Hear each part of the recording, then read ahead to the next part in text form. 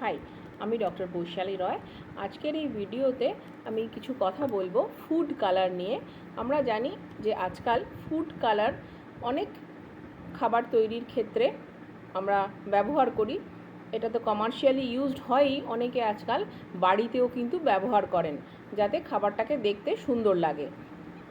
এটা মনে রাখতে হবে যে এই ফুড কালার প্রধানত যেহেতু খুব অ্যাট্রাকটিভ, এটা কিন্তু বাচ্চাদের খুব আকর্ষণ করে, বড় মানুষকেও আকর্ষণ করে, বাচ্চাদের বেশি করে।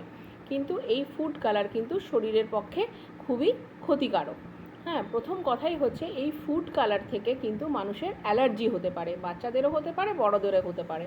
সেই অ্যালার্জি খুব মাইল্ড অ্যালার্জি থেকে খুব ফালমিনেন্ট অ্যালার্জি পর্যন্ত যেতে পারে, যাতে শ্বাসকষ্ট পর্যন্ত হতে পারে।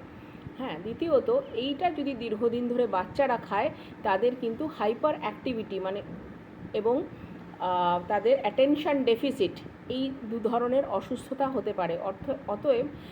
অর্থাৎ তারা খুব চঞ্চল হয়ে পড়তে পারে, তাদের কনসেন্ট্রেশন নষ্ট হতে পারে। এবং আরও দীর্ঘদিন ধরে, অনেক দিন ধরে যারা খান, দেখা গেছে রিসার্চে তাদের কিন্তু এই ফুড কালার থেকে ক্যান্সার পর্যন্ত হতে পারে।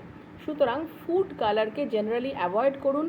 বাইরের কমার্শিয়ালি মেড যে সমস্ত ফুড আছে সেগুলো তো খাবেনই না, এবং নিজের বাড়িতেও ফুড কালার যথাসম্ভব কম ব্যবহার করুন বা ব্যবহার করা ছেড়ে দিন। Thank you.